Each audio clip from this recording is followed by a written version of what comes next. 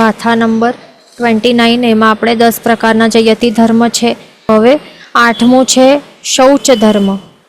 તે આપણને જોવાનું છે. શૌચ ધર્મ શું છે? શૌચ શબ્દનું મિનિંગ થાય છે પવિત્રતા. શૌચ એટલે કે પવિત્રતા.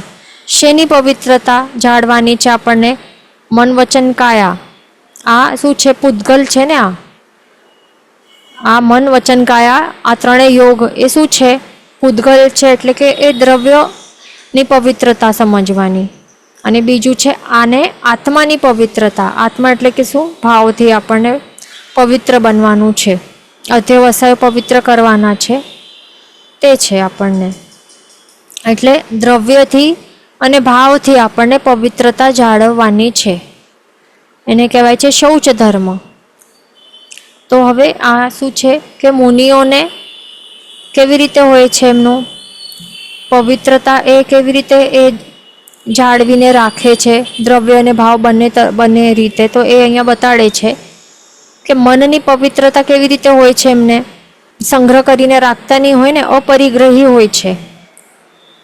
એના કારણે કોઈ પ્રકારના લોભના ભાવો નહીં હોય, મમત્વ કે મારાપણાનો ભાવ કે લાલચ કે રાગપણું એ બધું નહીં હોય.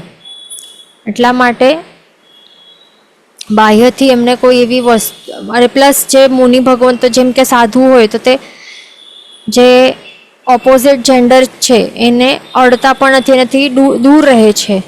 તેમજ સાધ્વીજી ઓપોઝિટ જેન્ડરથી દૂર રહે છે. તો એવી રીતે બાહ્ય પ્રકારની ઉપાધિ રહિત હોય છે તેઓ. એના કારણે એમની કેવી હોય? મનની પવિત્રતા હોય છે, શુદ્ધ ભાવ રહેલા હોય છે મનમાં. પછી છે વચનથી કેવી રીતે હોય છે એમની પવિત્રતા? કારણ કે તેઓ ભાષા સમિતિ અને વચન ગુપ્તિ, આ બંને આપણે ભણ્યું છે ને, સંવર તત્વમાં આવ્યા હતા. ભાષા સમિતિ અને વચન ગુપ્તિ, એમાં શું કરે છે? અશુભ બોલે નહીં અને શુભ બોલે, અને પણ કેવું? એકદમ ઓછી માત્રામાં, જેટલું જોઈએ એટલું જ બોલે. સારું બોલે એ પણ લિમિટેડ, અને અશુભ તો બોલે જ નહીં. તો એવી રીતે હોય છે. એટલે કે ભાષા સમિતિ અને વચન ગુપ્તિ એ પાળતા હોય છે. પ્લસ સત્ય વચન પણ બોલતા હોય છે, ઉપદેશ આપતા હોય છે. હિતકારી આત્મકલ્યાણ માટે જેવા આત્મકલ્યાણ કરી શકે, જે પોતાના જ અને બીજાના આત્મકલ્યાણ થઈ શકે એ ટાઈપના વચન બોલતા હોય છે.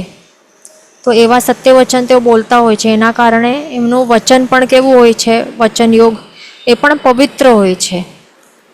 હવે ત્રીજું છે કાય યોગ. તો કાય યોગની પવિત્રતા કેવી રીતે જાળવે છે? કાયા જે છે એમાં બધું ટોક્સિસિટી હોય છે ને, આપણા કાયામાં કેટલી બધી ટોક્સિસિટીઓ રહેલી હોય છે. કારણ કે આપણે જેમ તેમ વાપરતા હોઈએ છીએ, બહારનું અભક્ષ્ય કંદમૂળ વગેરે ઘણા જણ વાપરતા હોય. એના કારણે શારીરિક કેવું હોય છે? શરીરને પણ એ કાયાને પણ અશુદ્ધ બનાવી દેતું હોય છે આ બધું અભક્ષ્ય વસ્તુઓ. તો આ મુનિ ભગવંતો શું કરતા હોય છે? તેઓ કન્ટિન્યુઅસલી એ તપસ્યામાં જ રહેલા હોય છે. તો તપસ્યાના કારણે શું થાય છે? તપસ્યામાં આટલી તાકાત હોય છે કે જે પણ શરીરને એ શું કરે છે? શરીરમાં રહેલી જે ટોક્સિસિટી હોય ને એને કાઢી મૂકે. જે પણ ટોક્સિન્સ હોય ને એ બધા નીકળતા જાય. શારીરિક મેલો બળી જાય. શું થાય? હમણાં તો ડૉક્ટર્સ પણ કહેતા હોય છે કે ફાસ્ટિંગ જે છે ને એ શું છે?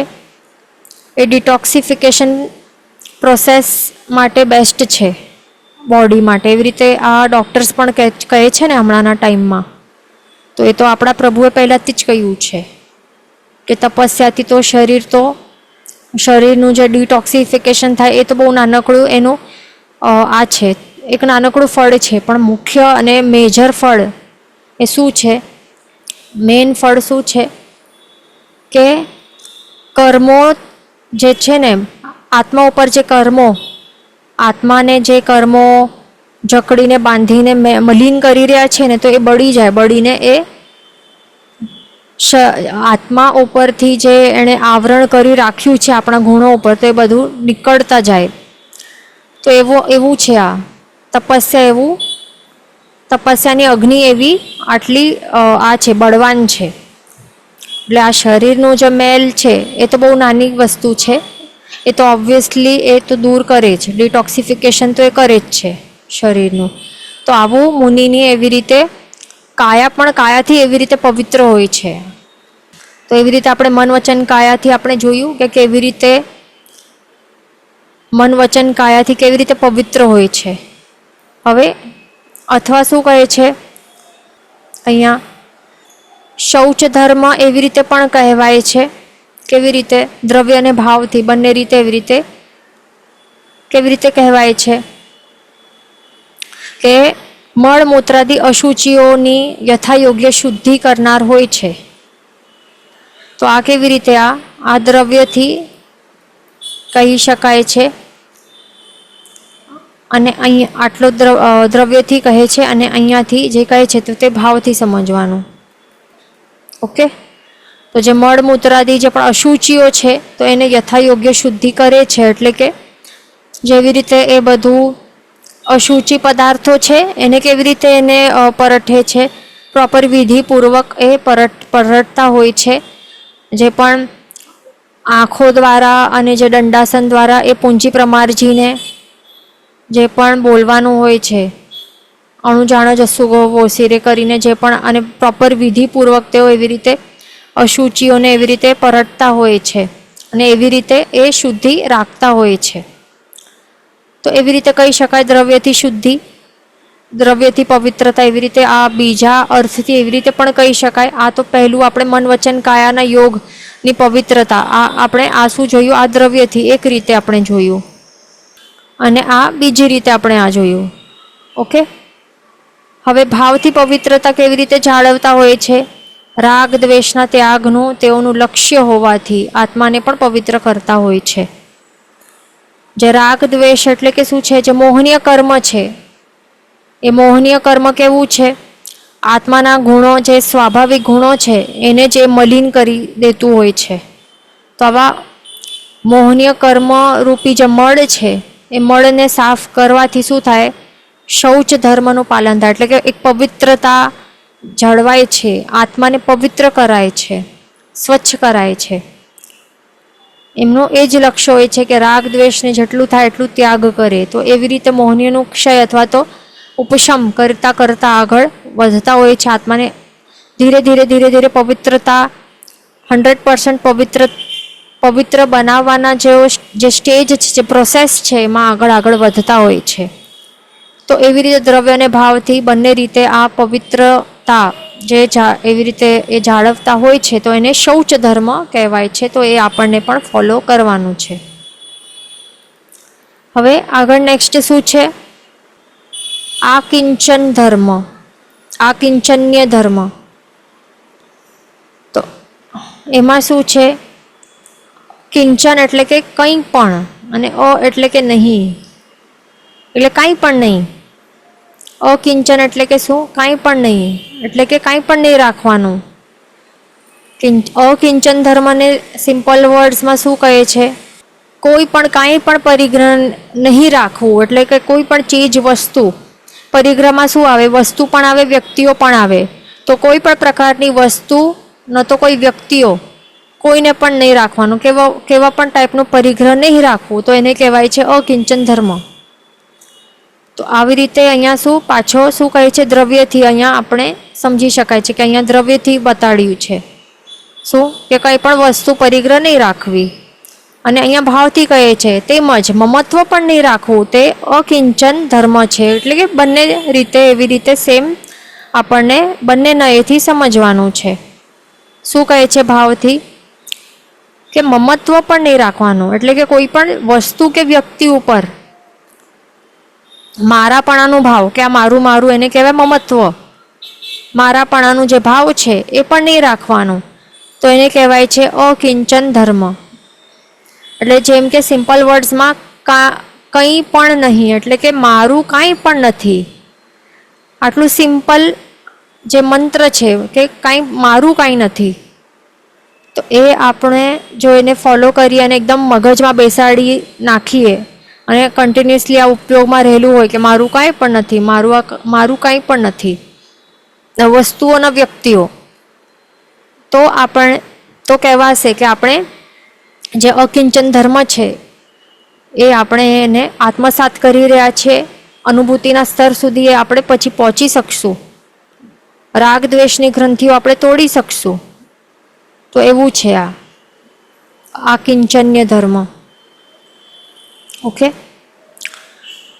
તો મેન કોઈ પણ હવે સમજો કે હમણાં આપણા પાસે ઘર લઈને બેઠા છીએ ને, આપણે બધા ગૃહસ્થો છીએ, આપણા માટે આપણે સમજીએ તો આપણે બધું ચીજ વસ્તુ વ્યક્તિઓ બધા લઈને બેઠા છીએ ને બધા આપણે, તો આપણને એટલીસ્ટ શું કરવાનું, દ્રવ્યથી આપણે એ ફોલો નહીં કરી શકશું હમણાં ગૃહસ્થપણામાં, કે કાંઈ પણ પરિગ્રહ નહીં રાખવું એ તો નહીં કરી શકીએ ને હમણાં. ગૃહસ્થ અવસ્થામાં બધું આપણે રોડ ઉપર ખાલીખમ થઈને નહીં બેસી શકીએ.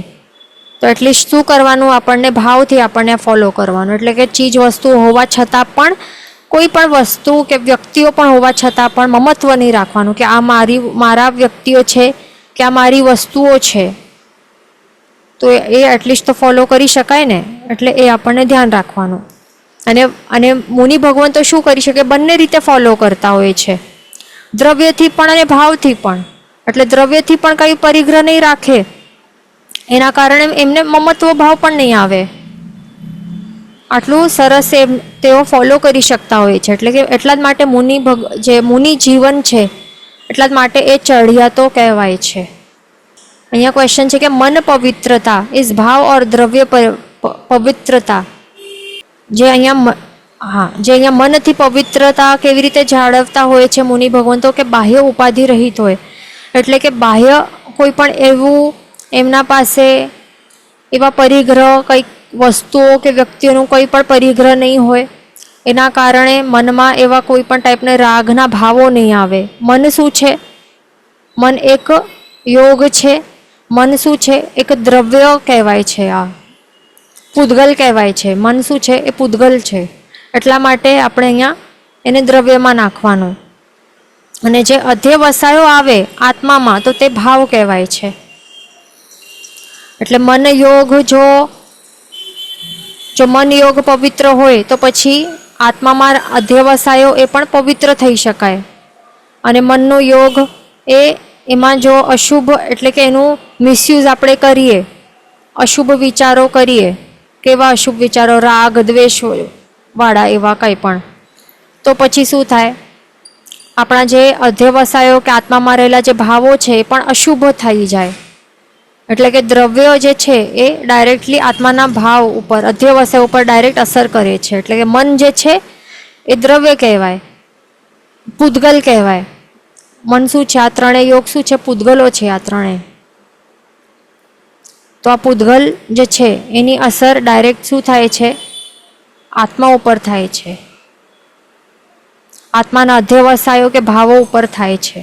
એટલે આ પોઝિટિવ આપણે રાખીએ તો આ પોઝિટિવ રહે, પવિત્ર રહે. અને જો એનો નેગેટિવ એવું હોય, આપણું અશુભ ટાઈપનું એનો વ્યાપાર હોય, અશુભ વ્યાપાર હોય આપણો, આ મનના અશુભ વિચારો કરીએ, વચન દ્વારા આપણે અશુભ વાણી અને અશુભ પ્રવૃત્તિઓ કરીએ કાયા દ્વારા, તો મન કે આત્માની જે પવિત્રતા છે એ ચાલી જાય, એ મલિન બની જાય. પછી 10મું ધર્મ છે બ્રહ્મચર્ય ધર્મ. તો બ્રહ્મચર્ય ધર્મ એ છેલ્લું યતિ ધર્મ છે, 10મું અને છેલ્લું. તો એમાં કેવી રીતે છે? 18 પ્રકારનું બ્રહ્મચર્ય ધર્મ આપણને પાળવાનું હોય છે. તો એ કેવી રીતે પાળવાનું 18 પ્રકારનું બ્રહ્મચર્ય ધર્મ? તો તે અહીંયા બતાડે છે આપણને. શું બતાડે છે? કે મન, વચન અને કાયાથી, આ 3 યોગથી, આ શું છે? આ 3 થયા. તો અહીંયા 3 લખવા. મન, વચન, કાયાના યોગથી શું નહીં કરવાનું? 2 ટાઈપના શરીરી જીવો હોય છે. એક તો વૈક્રિય શરીરી છે, એક વૈક્રિય શરીરી હોય, અને બીજા હોય ઔદારિક શરીરી. આ બીજો ટાઈપનું શરીરવાળા જીવો. વૈક્રિય શરીરી અને ઔદારિક શરીરી એ 2 ટાઈપના શરીરવાળા જીવો છે. તો અહીંયા 2 લખવાનું અહીંયા. ઓકે, આ શું છે? 3 યોગ. આ બે શું છે? બે ટાઈપના શરીરવાળા જીવો, બે ટાઈપના શરીરી એટલે કોણ છે? એક તો વૈક્રિય શરીરી જીવો અને બીજા છે ઔદારિક શરીરી જીવો. વૈક્રિય શરીરી જીવો કોણ હોય? દેવદેવીઓ હોય ને, અને બીજા નારક નારકીઓ હોય, એટલે નારકીઓ હોય છે. તો નારકીઓ તો એક્સેસિબલ નહીં હોય, તો નરકમાં જ બેઠેલા હોય, એટલે એટલા માટે અહીંયા માત્ર દેવોનું ગણવાનું છે, દેવદેવીઓનું જ ગણવાનું છે વૈક્રિય શરીરમાં. અને ઔદારિક શરીરધારી કોણ હોય છે? એક તો મનુષ્ય અને તિર્યંશ તે હોય છે ને, આ બંને હોય છે, તો તે ઔદારિક શરીરમાં ગણવાનું. તો આ બે શરીરવાળા વૈક્રિય અને ઔદારિક શરીરી જે જીવો હોય છે, તો એમની સાથે મૈથુન કરવું, કરાવવું અને અનુમોદવું, એ ત્રણ કરણથી ત્યાગ કરવાનો હોય, એને કહેવાય બ્રહ્મચર્ય ધર્મ. એ કેવું? 18 પ્રકારનું બ્રહ્મચર્ય ધર્મ કહેવાય. ઓકે, તો આ ત્રણ જે અહીંયા બતાડેલું છે, આ શું છે? 3 કરણ છે. આ એ બધું બુકમાં નોટ ડાઉન કરી લેવાનું, તો પછી કન્ફ્યુઝન નહીં થાય આગળ ચાલીને. તો 3 યોગથી, મન વચન કાયાના 3 યોગથી જે વૈક્રિય શરીરી અને ઔદારિક શરીરી આ બે ટાઈપના શરીરી જીવો છે, એમની સાથે 3 કરણનું ત્યાગ, એટલે કે મૈથુન કરવું, કરાવવું અને અનુમોદવું, આ 3 કરણથી એ ત્યાગ કરવું. એ કેટલું થાય છે? 3 2 6 અને 6 3 કેટલું થાય? 18 થાય. તો આવી રીતે 18 પ્રકારનું બ્રહ્મચર્ય આપણને અહીંયા બતાડે છે. તો એને કહેવાય છે, એવી રીતે 18 પ્રકારનું બ્રહ્મચર્ય જે પાળે એને કહેવાય કે એ બ્રહ્મચર્ય ધર્મનું સેવન કરે છે, યતિ ધર્મ છે આ. ઓકે, તો આ ક્લિયર થયું. અને હવે બીજી રીતે પણ કહે છે, બ્રહ્મચર્ય ધર્મ બીજી રીતે પણ કહે છે. શું કહે છે? અથવા ગુરુકુલવાસ એટલે ગુરુની આજ્ઞામાં અને સાધુ સમુદાયમાં રહી તેના નિયમોને અનુસરી જ્ઞાન અને આચાર શીખવા, તે પણ બ્રહ્મચર્ય કહેવાય છે. તો આવી રીતે બીજા રીતે બ્રહ્મચર્ય ધર્મ કેવી રીતે પાળી શકાય છે? જે ગુરુ હોય છે એમની અંડર, એટલે કે ગુરુની આજ્ઞામાં આપણને રહેવાનું. ગુરુની આજ્ઞામાં રહીને જે સાધુ સમુદાય એટલે કે એક પ્રોપર ત્યાં એમની સાથે જે સંયમ જીવન એવી રીતે જીવતા હોય, તો તે સાધુ સમુદાયમાં રહેવાનું. પ્લસ એક ગુરુ હોય જેમને ગુરુ તરીકે સ્વીકારેલું હોય કે ગુરુ માનેલું હોય, તો એમની આજ્ઞામાં જે પણ એ કહે, જે પણ આપણને આજ્ઞા આપે એ બધું સાંભળવાનું અને એ માનવું. તો એવી રીતે એમનો જે પણ નિયમો હોય છે, ડિસિપ્લિન હોય, પ્રોટોકોલ્સ હોય, જે પણ એ સમજાવે કે એવી રીતે રહેવાનું, તો બધું નિયમો આપણને ફોલો કરવાના, ડિસિપ્લિન ફોલો કરવાની, પ્રોટોકોલ ફોલો કરવાના. અને શું શીખવાનું? એમની સાથે રહીને, એમના શરણમાં રહીને શું સ્વીકારવાનું? સમ્યક જ્ઞાન અને જે આચારો હોય છે, પંચાચાર હોય છે, તો એ બધા શીખવાના અને જ્ઞાન છે શીખવાનું.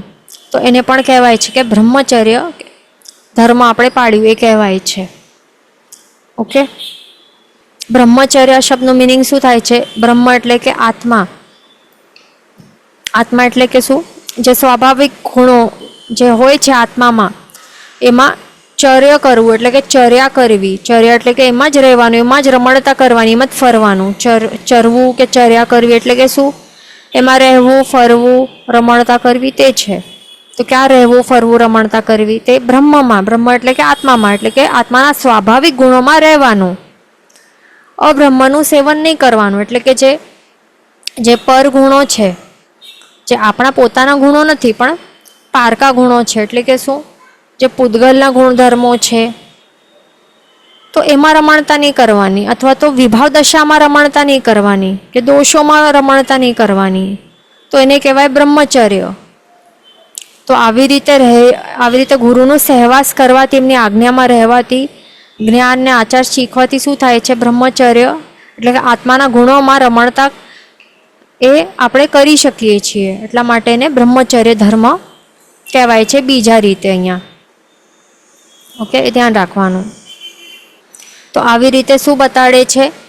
10 પ્રકારના યતિ ધર્મ અહીંયા આવી રીતે બતાડે છે. તો આ બધું જે છે ને આટલું બધું, તો એ સ્પેસિફાય આટલું બધું શા માટે કરેલું છે? કારણ કે આપણા જે પાંચમું આરાવાળા જીવો કેવા છે, વક્રને જડ કહેવાય છે, તો એમને માત્ર એમ કહે કે બ્રહ્મચર્યનું ત્યાગ કરવું, તો એ પછી બ્રહ્મચર્ય ધર્મ છે એનું પાલન કરવું, તો આટલાથી એમને ક્લિયર નહીં થાય. એટલા માટે આટલું અહીંયા સ્પેસિફાય કરીને આટલું એકદમ વિસ્તારથી કહે છે.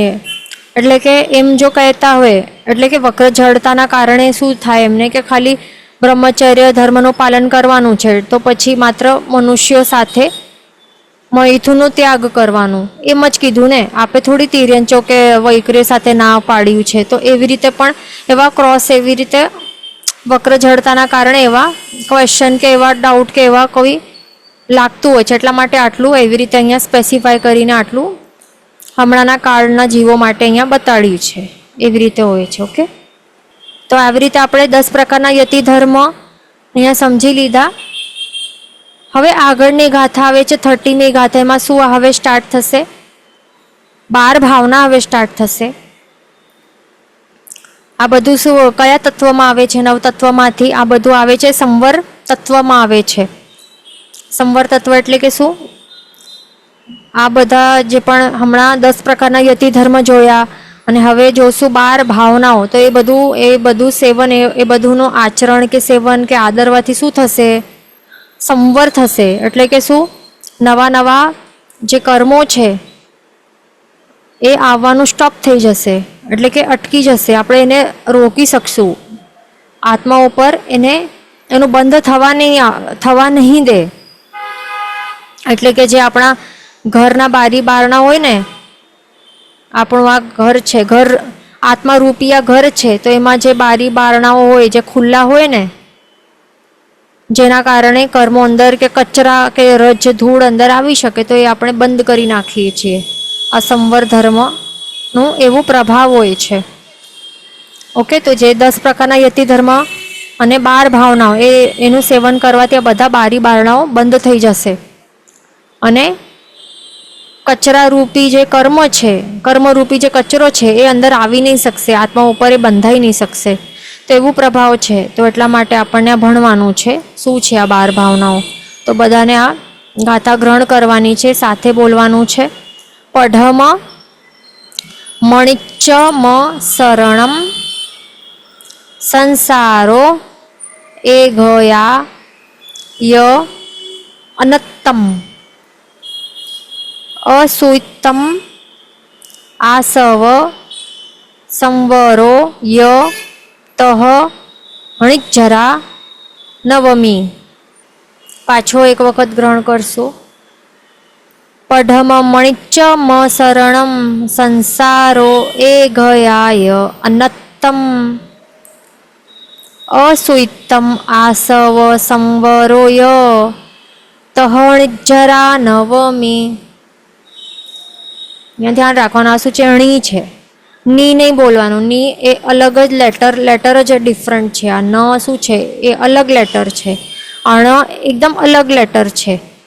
જો કોઈનું નામ હિરલ હોય તો આપણે હિરલ નહીં બોલીએ અને બીજું જ કોઈ લેટર આપણે નિરલ બોલી લઈએ તો આખું રોંગ જ થઈ જાય ને. એવું છે. આ લેટર અલગ છે. આ ન અલગ છે, ણ અલગ છે. એ ધ્યાન રાખવાનું. અહીંયા ગાથામાં અણિજરા છે, તો અણિજરા જ બોલવાનું. ઓકે, હવે આપણને લાગશે કે એનું મિનિંગ તો નિર્જરા જ થાય છે ને, પણ આ કયા લેંગ્વેજમાં છે, આ કયો લેંગ્વેજ છે? બંને અલગ છે. એટલે ગડબડ નહીં કરવાની કે અરે ચાલશે, અહીંયા નિર્જરા તો છે તો પછી અહીંયા નિજરા એવી રીતે લખશું કે બોલશું તો ચાલશે, એવું નહીં ચાલશે. જેવું લેટર છે એવું જ પ્રોનાઉન્સિએશન કરવાનું છે, તો જ. નહીં તો આપણને પછી પાપ લાગે, અશુદ્ધ ઉચ્ચારણનું પાપ લાગે. ઓકે, હવે શબ્દાર્થ ગાથાર્થ સમજી લઈએ. પઢમમ એટલે કે પહેલી. અણિચ્ચમ એટલે કે અનિત્ય ભાવના. અશરણમ એટલે કે અશરણ ભાવના. સંસારો એટલે કે સંસાર ભાવના. એ ગયા એટલે કે એકત્વ ભાવના. ય એટલે કે વળી. અનત્તમ એટલે કે અન્યત્વ ભાવના. અસુત્તમ એટલે કે અશુચિત્વ ભાવના, પછી આસવ એટલે કે આશ્રવ ભાવના, સંવરો એટલે કે સંવર ભાવના, યો એટલે કે વળી, તહ એટલે કે તથા, અણિજરા એટલે કે નિર્જરા ભાવના, નવમી એટલે કે નવમી. ગાથાર્થમાં શું બતાડે છે? પહેલી કઈ છે ભાવના? અનિત્ય ભાવના. પછી અશરણ ભાવના, સંસાર, એકત્વ, અન્યત્વ, અશુચિત્વ, આશ્રવ અને સંવર, તથા નવમી નિર્જરા ભાવના. આટલી કવર કરેલી છે આ ગાથા નંબર 30માં. પછી આગળની ગાથામાં આગળના જે બાકી છે ને ભાવનાઓ, તો તે કવર કરવામાં આવશે. વિશેષાર્થમાં શું બતાડે છે? પહેલી છે અનિત્ય ભાવના. તો અનિત્ય ભાવના એટલે કે શું છે? એ શું દેખાય છે? એક તો છે નિત્ય, અને અહીંયા અ લગાડેલું છે એટલે કે અનિત્ય. તો નિત્ય એટલે કે શું? જે હંમેશ માટે રહેવાનું છે એને કહેવાય ને નિત્ય. જે પરમનન્ટલી રહેવાનું છે એને કહેવાય છે નિત્ય.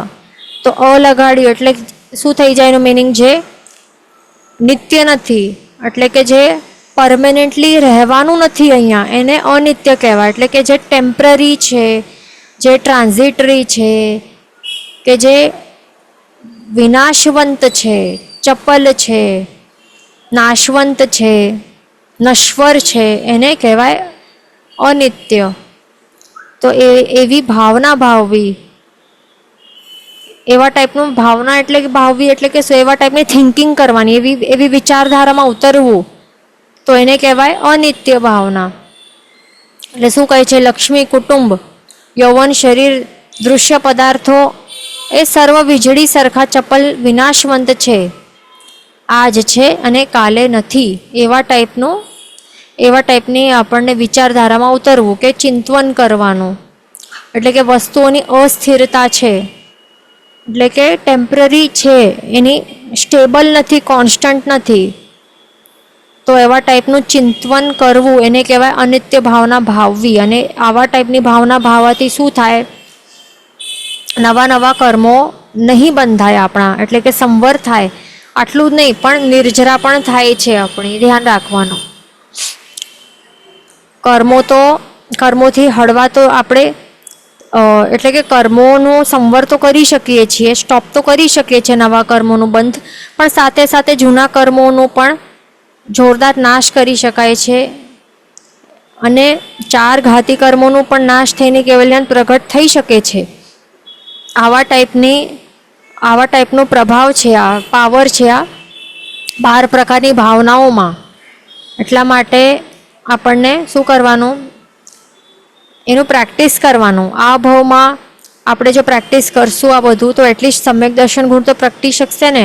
કેવલ જ્ઞાન હમણાં તો પોસિબલ નથી, પણ એટલીસ્ટ 13મે ગુણ સ્થાનક સુધી આપણે પહોંચવાનું શક્ય નથી આ ભાવમાં, પણ એટલીસ્ટ 4થા ગુણ સ્થાનકે, 5મા ગુણ સ્થાનકે, અને જો સર્વવૃત્તિ સ્વીકારે તો 6ઠા 7મા તો ઉપર સુધી તો ચડી શકવાની સંભાવના છે ને આપણા માટે. તો એ આપણને ટ્રાય કરવાનું છે. તો એ બધું પોસિબલ છે, અવશ્ય પોસિબલ છે આ 12 ભાવનાઓ ભાવવાથી. તો આ અનિત્ય ભાવનામાં શું કહે છે અહીંયા આપણને? તો તે આપણને સમજવાનું છે. ઓકે, તો એમાં શું કહે છે કે જે આ સંસાર છે ને, એમાં જે અહીંયા બધા જે પણ વસ્તુઓ છે કે વ્યક્તિઓ છે, વસ્તુઓમાં બધી વસ્તુ આવી જાય, અને વ્યક્તિઓમાં બધી વ્યક્તિઓ આવી જાય. વસ્તુમાં શું આવે? જે લક્ષ્મી છે, જે દૃશ્ય પદાર્થો છે, એટલે સંપત્તિ, પૈસા, બેંક બેલેન્સ, એ બધું આવી જાય.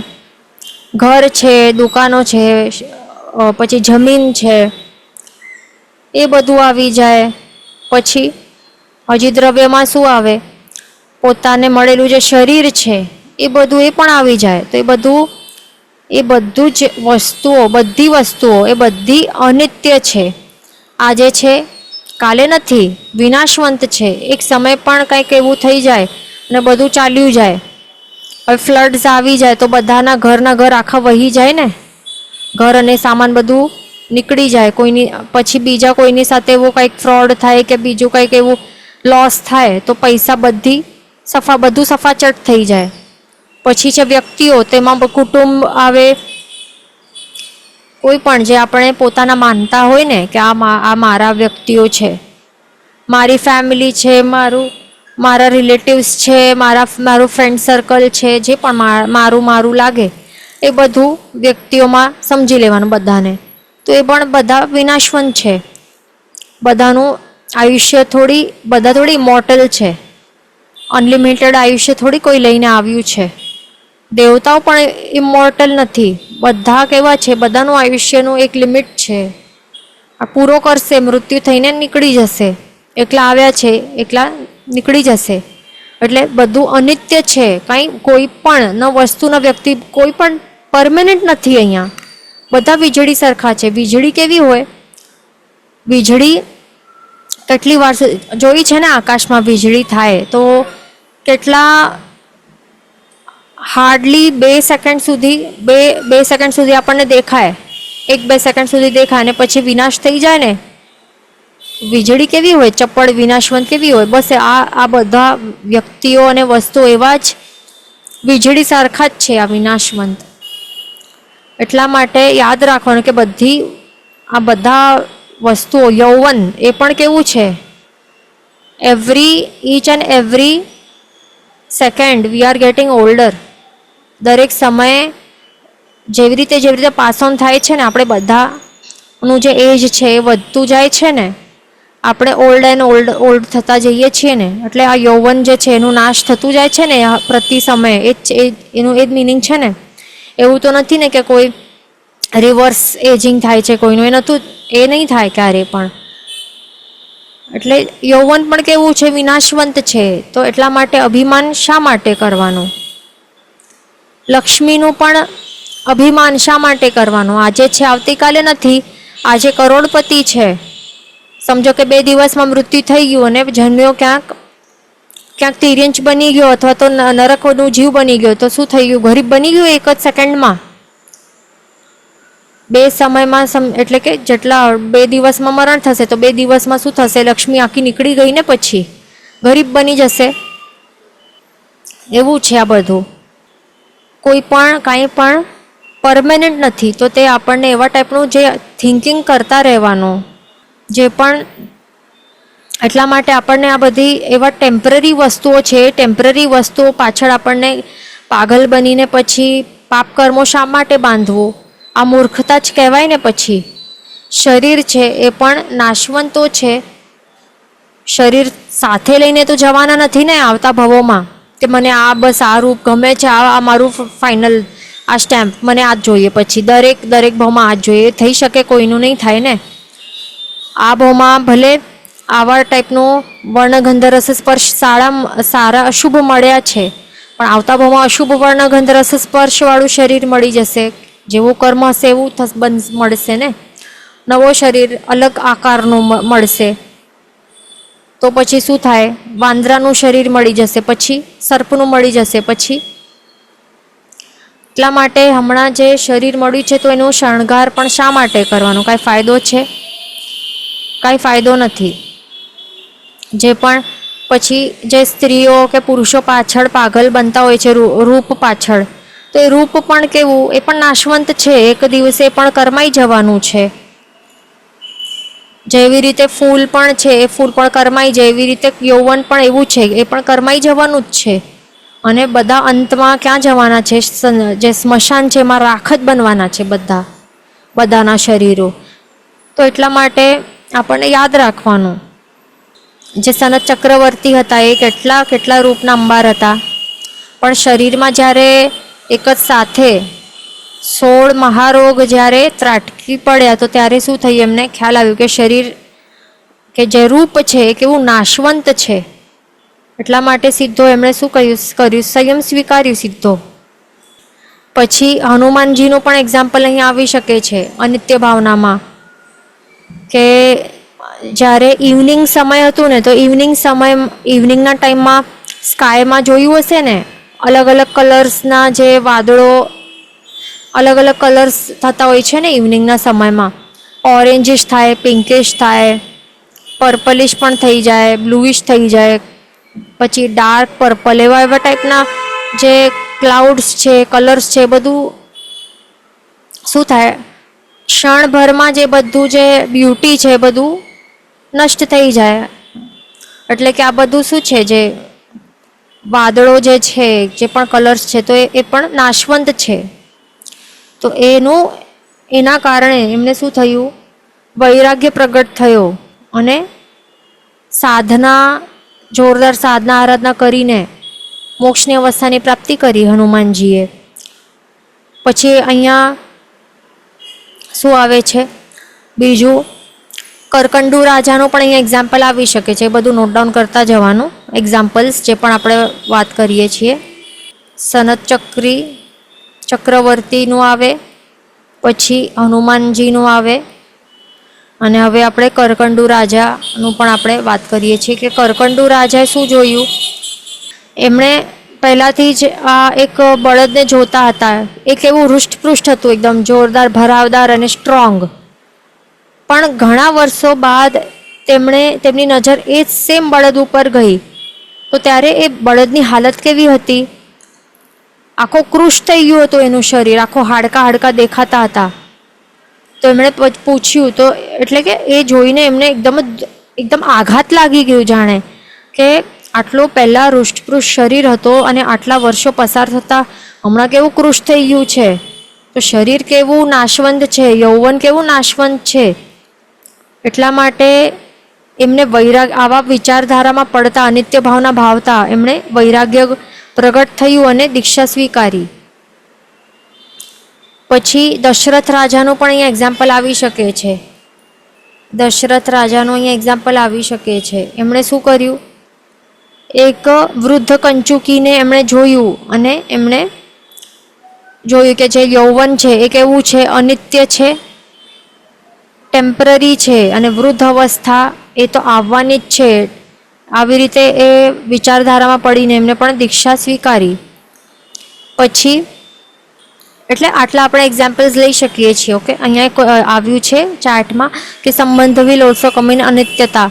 તો સંબંધો એટલે કે રિલેશન્સ એ પણ અનિત્ય જ છે ને, બરાબર છે. એ બધા આજે બહુ સરસ એવું રાગનું સંબંધ છે, પછી આવતીકાલે એ જ દ્વેષમાં કે જેલસીમાં પરિણમિત થઈ શકે છે.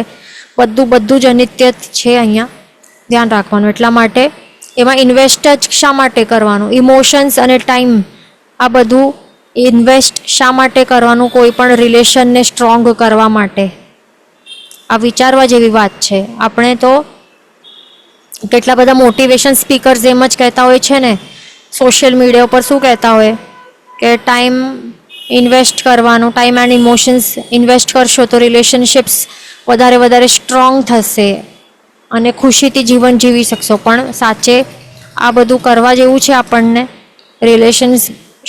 રિલેશનશિપ સ્ટ્રોંગ કરવાનું જ નથી આપણને, ડિટેચમેન્ટ પ્રેક્ટિસ કરવાની છે. આ બધું ઊંધું કરવાનું છે આપણને. જેટલું ડિટેચ્ડ રહેશું, એટલે કે રાગ જેટલું નહીં કરશું, ત્યાગ કરશું, માત્ર શું જે એક કર્તવ્ય જે હોય છે આપણને, આ ફરજ હોય છે, સમજો કે ગૃહસ્થ અવસ્થામાં જે પણ આપણા કર્તવ્યો હોય, જેના પ્રતિ જેવા કર્તવ્યો હોય એ બધા આપણને પાલન કરવાના. એમાંથી આપણને ભાગવું નહીં, એ આટલું ધ્યાન રાખવાનું. પણ ધ્યાન રાખવાનું કે ડિટેચ્ડ રહેવાનું છે. કંઈ રિલેશનશિપ્સને સ્ટ્રોંગ કરવા માટે ટાઈમ કે ઇમોશન્સનું ઇન્વેસ્ટ નહીં કરવાનું, બધું વેસ્ટ થશે. કારણ કે બધું ટેમ્પરરી છે, એ કાંઈ ફાયદો થવાનું નથી. રાગ વધારે આપણે ગાઢ કરવા ટ્રાય કરશું કોઈ સાથે રિલેશનશિપ બાંધવા, તો એ બધું આપણને શું કરશે, સંસાર વધારનારો બનશે. ઓકે, કર્મો એટલે મોહનીય કર્મને હજી વધારે સ્ટ્રોંગ કરશે. તો એનાથી શું થશે, કાંઈ આત્મકલ્યાણ તો થવાનું નથી. તો ટાઈમ વેસ્ટ કરવાનું જ નહીં બધું કરવા માટે. પછી બીજી છે અશરણ ભાવના. એમાં શું કહે છે કે દુઃખ અને મરણ વખતે કોઈનું શરણ નથી એક્સેટ્રા ચિંતવવું, તેને શું કહેવાય છે, અશરણ ભાવના. એટલે કે શું છે, શરણ છે એટલે કે કોઈનું શરણ સ્વીકારવું, એટલે કે શું, આપણે એનું મિનિંગ શું છે કે હવે શરણ આપણે જે સ્વીકારી રહ્યા છીએ, તો આપણે કોના શરણમાં છીએ. જે નાનો બાળક હોય એ કોના શરણમાં હોય, એના માતા પિતાના શરણમાં હોય ને. એટલે કે એમને શું લાગે કે મને કાંઈ બહાર મને બીજો કોઈ મારવા આવશે, કોઈ તકલીફ આપશે તો મારું રક્ષણ કોણ કરશે? મારા માતા પિતા કરશે. તો એવા ટાઈપનું એને થિંકિંગ હોય ને,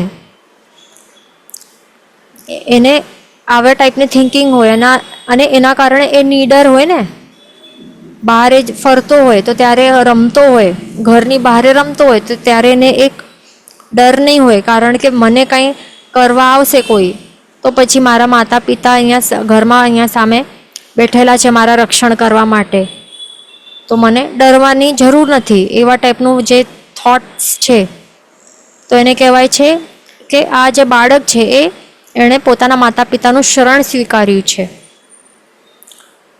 તો આપણા બધાનું આ જ સિચ્યુએશન છે. આપણે we are dependent on someone, કે કાંઈ પણ પ્રોબ્લેમ થશે તો એને ફોન કરીશ અને આ પર્સન આવી જશે મને હેલ્પ કરવા માટે અને મને જે પણ પ્રોબ્લેમ્સથી મુક્ત કરશે, ફોન કરશે, અથવા તો મારા ઘરવાળા બેઠા છે જે પણ છે, સ્ત્રી હોય કે પુરુષ હોય કે માતા પિતા હોય કે બાળકો હોય, એ બધા મારો પ્રોટેક્ટ કરશે. કોઈ પણ પ્રોબ્લેમ આવશે તો પ્રોટેક્ટ કરશે અને મને બચાવશે. તો એવા ટાઈપનું આપણે ભ્રમ લઈને બેઠા છીએ. આ ભ્રમ કહેવાય, આ ભ્રમ છે. એટલે આપણે એમનું શરણ સ્વીકારીને બેઠા છે, આપણે ડિપેન્ડન્ટ બનીને રહ્યા છે. તો એ જ આપણે નથી કરવાનું. કારણ કે સાચી વાત શું છે કે જ્યારે સાચે તાવ આવે, આપણને રોગ થાય, કોઈ સમજો કે હવે આપણને લાગશે કે અરે તાવ થાય છે તો ડૉક્ટરનું શરણ સ્વીકારી લેવાનું, તો એ ડૉક્ટર શું આપશે? દવા આપશે, પછી આપણે સાજા થઈ જશું, થઈ ગયું. પણ હવે સમજો કે કેન્સર જેવી બીમારી થાય કોઈને, એટલે એવા ટાઈપનો રોગ થાય કે જેનું કોઈ હમણાં ઈલાજ નથી, ટ્રીટમેન્ટ નથી અવેલેબલ, તો એ વખતે પછી કોણ આવશે હેલ્પ કરવા માટે? કોનું શરણ સ્વીકારવાનું ત્યાં એ વખતે? ન તો કોઈ પણ રિલેટિવ્સ, ન કોઈ આ બાવાઓ, બંગાળી બાબાઓ કે કોઈ પણ શું કહેવાય, જે પણ કોઈ પણ પોલિટિશિયન્સ હોય કે કોઈ પણ ટાઈપના ડૉક્ટર્સ, ફોરેનવાળા ડૉક્ટર્સ કે કોઈ પણ ત્યારે એ હેલ્પ નહીં કરી શકશે. જે પણ પીડા થાય છે એ પોતાને થશે ને. કોઈ પણ પછી કહેશે કે કેટલું પણ આવું હોય ને, સમજો કે હસબન્ડ હોય કે વાઈફ હોય તો એ પણ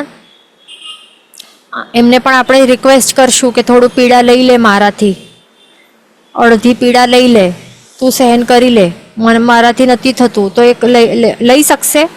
નહીં લઈ શકશે ને. માતા પિતા કંઈ લઈ શકશે આપણા એ વખતે જે પીડા થાય છે? જે પણ પીડા થાય છે પોતાને જ ફીલ થાય છે ને એ વખતે, શારીરિક પીડા. એટલે સાચે અર્થમાં કોઈનું શરણ નથી અહીંયા, કોઈ પણ કોઈનું શરણ નથી. એ આપણને જે સત્ય હકીકત છે એ આપણને સમજવું પડશે. અને એ આપણે જ્યારે રિયલાઇઝ કરશું ને તો ત્યારે આપણે એની વિચારધારામાં પડશું, તો ત્યારે કહેવાશે કે શરણ ભાવના આપણે ભાવી રહ્યા છીએ. સાચા શરણભૂત કોણ છે? સાચે શરણું કોનું લેવું જોઈએ, કોનું સ્વીકારવું જોઈએ? કે જે સાચે આપણને કોઈ પણ ટાઈપનું દુઃખ આવશે, કોઈ પણ પીડા થશે તો એમાંથી આપણે બચાવી શકવાની જેના પાસે તાકાત છે ને, એવા પાવર છે ને, એનું શરણ સાચે સ્વીકારવું જોઈએ. તો એવું પાવર ન તો કોઈ આપણા રિલેટિવ્સ પાસે છે, ન તો કોઈ પોલિટિશિયન્સ પાસે છે, ન તો કોઈ દેવતાઓ કે દેવીઓ પાસે પણ નથી, કોઈને પાસે નથી.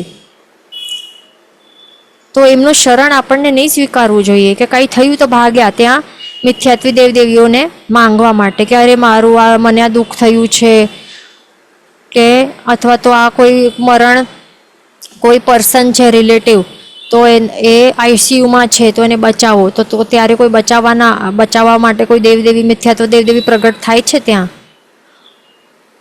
અથવા તો કોઈ ડૉક્ટર ત્યાં બચાવી શકે છે મરણથી કોઈ બચાવી શકે છે?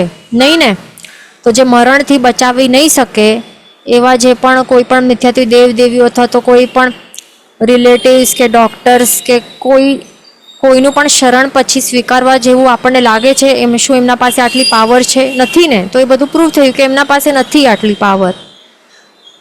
તો હવે આપણને લાગે કે હવે શરણ સ્વીકારવું કોનું પછી? તો માત્ર દેવ, ગુરુ અને ધર્મ, એમનું શરણ સ્વીકારવા જેવું છે આ સંસારમાં. એ ખાસ ધ્યાન રાખવાનું. દેવ અને ગુરુ અને ધર્મ તેઓ જ આપણને આ દુઃખ અને મરણ જેવી જે પીડાઓ છે, આધિવ્યાધિ ઉપાધિમાંથી આપણને બચાવી શકવાની એમના પાસે તાકાત છે, બીજા કોઈની પાસે નથી. જે હવે આપણને લાગશે કે મરણમાંથી કેવી રીતે પ્રભુ બચાવી શકે છે? ઓબ્વિયસલી ઓફકોર્સ બચાવે છે તેઓ. જે આપણે એમના બતાવેલું જે મોક્ષ માર્ગનું જે પણ આપણને જે ફોલો કરવા જેવું જે કહ્યું છે, જે સર્વવિધિ ધર્મ, જો આપણે એ બધું ફોલો કરશું એવી રીતે, જે આત્મકલ્યાણ માટે જે આપણને બધા ટેકનિક્સ બતાડી છે, આ જેમ હમણાં આપણે આ સંવર તત્વમાં ભણી રહ્યા છીએ, નિર્જરા તત્વમાં આવશે, મોક્ષ તત્વમાં આવશે, બધું આપણને બતાડ્યું છે નવ તત્વમાં. એવી રીતે આપણે ફોલો કરશું તો આપણો સંસારનો અંત થશે, કેવલ જ્ઞાન પ્રગટ થશે. મોક્ષની અવસ્થા જેમ પછી મળશે તો તેવી જ એ સમયે જે મરણ જે છે એ સ્ટોપ થઈ જશે. એટલે કે જન્મ થાય નહીં, આપણે અજન્મા બની જશું તો પછી મરણ એ ક્યાં આવશે જ ક્યાં? એ આવે નહીં ને. તો એવી જ રીતે તેઓ મરણથી પણ આપણને બચાવે છે. એટલે કોણ માત્ર બચાવી શકે છે? એકમાત્ર તે છે દેવ ગુરુ ધર્મ. That's it. બીજો કોઈ પણ નહીં. એટલા માટે આપણને યાદ રાખવું કે આ સંસારમાં શરણ કોઈનું નહીં સ્વીકારવું. આપણે બધા કેવા છે, કોઈનું પણ શરણ સ્વીકારવું નહીં અને માત્ર દેવગુરુ ધર્મનું શરણ આપણને સ્વીકારવાનું. તો એવી રીતે જે પણ થોટ પ્રોસેસ આપણે કરીએ કે વિચારધારામાં ચડીએ તો એને શું કહેવાય? અશરણ ભાવના ભાવવી એમ કહેવાય છે. ઓકે, હવે એમાં આપણે એક્ઝામ્પલ આપણે શું લઈ શકીએ છીએ? આપણે જે શુભમ ચક્રી છે એનું એક્ઝામ્પલ લઈ શકીએ છીએ.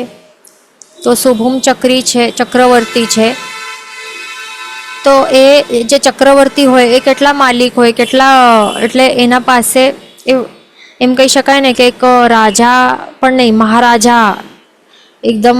ચક્રવર્તી એટલે કયા લેવલના કહેવાય? 6 ખંડના રાજા કહેવાય ને. 6 ખંડ એટલે કેટલું મોટું રાજ્ય કહેવાય. પણ જ્યારે તેઓ સમુદ્રમાં જ્યારે ડૂબી ગયા ને, તો જ્યારે એ સમુદ્રમાં ડૂબી ગયા તો ત્યારે એને કોઈ પણ આટલી 6 ખંડની એમના અંડર હતું ને, 6 ખંડ એમને અંડર હતું, એમના અધિપતિ હતા તેઓ. તો તે તો કોઈ પણ નહીં બચાવી શક્યા. આટલું જ નહીં, પણ જે દેવતાઓ જે એનું ઉડાવી રહ્યા હતા ને એને, તો એ દેવતાઓ દેવદેવીઓ પણ જે દેવતાઓ હતા તો એ પણ એમને બચાવી નહીં શક્યા. એટલે કે શરણ આ બધાનું કોઈ પણ એનું સ્વીકારવા જેવું ન હોય, પણ માત્ર શું દેવગુરુ ધર્મનું શરણ સ્વીકારવા જેવું છે. એ ધ્યાન રાખવાનું. એટલે કોઈ પણ બચાવી નહીં શકે એવું. મરણ આવે ત્યારે કોઈ પણ નહીં બચાવી શકે. પછી બ્રહ્મદત્ત ચક્રવર્તીનું આપણે એક્ઝામ્પલ લઈ શકીએ છીએ અહીંયા. બ્રહ્મદત્ત ચક્રવર્તીનું તો એમાં શું છે કે એ પણ લાસ્ટમાં શું થયું હતું કે આંખ એની ફોડવામાં આવી હતી ને, તો એ આંખેથી આંધળો થઈ ગયો હતો. તો એ વખતે આટલી એ પણ 6 ખંડનો રાજા હતો, ત્યારે પણ એને કોઈ બચાવી શક્યો હતો જ્યારે એને આંધળો કરવામાં આવ્યો, અથવા તો પછી એને નરકમાં પણ જવું પડ્યું હતું. તો એ બધું કંઈ પણ એણે બચાવી શક્યો? આટલું 6 ખંડનું જે પણ આટલી સમૃદ્ધિ હતી, આટલા પૈસા હતા, આટલા પૈસાથી શું કરી શકત? પણ કોઈ પણ વસ્તુ એણે 7મી નરકમાં જવાથી અથવા તો આંધળો બનવાથી કોઈ પણ એ બચાવી શક્યું નહીં ને. બસ, તો એવું જ છે, આપણે ધ્યાન રાખવાનું. પછી એટલે આ બધા બંને આપણે એક્ઝામ્પલ અહીંયા શરણ ભાવનામાં આપણે લઈ શકીએ. એનાથી આપણને સમજવાનું કે શરણભૂત કોણ છે? માત્ર દેવગુરુ ધર્મ. એમનું આપણે શરણ સ્વીકારશું તો પછી આપણા બધા દુઃખો, જે પણ તકલીફો છે, બાહ્ય કે આંતરિક પીડાઓ, બધાનું નાશ થશે અને સદગતિ આપશે, સુખ આપશે, શાતા આપશે અને આગળ ચાલતા ચાલતા શું થશે? પરંપરા મોક્ષની અવસ્થાની પ્રાપ્તિ કરાવશે. એવું છે આ. ઓકે, તો આટલો અહીંયા સુધી આપણે સમજ્યું. એટલે આપણને શું કરવાનું છે? બધી ભાવનાઓ હમણાં આપણને ભલે કેવલ જ્ઞાન એ પ્રગટ આપણને નહીં થવાનું, આપણા બધાને આ 5મા આરામાં હમણાં ભલે આપણને કેવલ જ્ઞાન પ્રગટ થઈ નહીં શકશે, પણ એટલીસ્ટ આ 12 ભાવના ભાવા પાછળનું આપણું મુખ્ય લક્ષ્ય શું હોવું જોઈએ કે આપણે ચોથા ગુણ સ્થાનકે આવી શકીએ, સમ્યક્ત્વ જે સમ્યક દર્શન ગુણ છે એ પ્રગટ કરી શકીએ આત્મામાં. એ એકદમ ઇમ્પોર્ટન્ટ આપણા બધા માટે એકદમ ઇમ્પોર્ટન્ટ ટાર્ગેટ કે ગોલ હોવું જોઈએ. ચોથા, પાંચમા, છઠ્ઠા, સાતમા ગુણસ્થાનક 4 to 7 ગુણસ્થાનક સુધી આપણે પહોંચી શકીએ એ આપણને આ ભાવમાં ટ્રાય કરવાનું છે. નહીં તો આ મનુષ્ય ભાવ પણ વેસ્ટ થઈ જશે જો આપણે આ જે ગોલ છે એ સુધી અહીંયા સુધી આપણે પહોંચી નહીં શકશું. તો યાદ રાખવાનું આપણા બધાનું મનુષ્ય ભાવ નિષ્ફળ છે, વેસ્ટ છે, અને પછી આગળ ક્યારે મળશે એ ખબર નથી પછી. ઓકે, જીન વચન વિરુદ્ધ બોલાય તો મિચ્છામિ દુક્કડમ સર્વમંગલ માંગલ્યમ સર્વકલ્યાણ કારણ પ્રધાનમ સર્વધર્માણમ જૈનમ જયતિ શાસનમ પ્રણામ.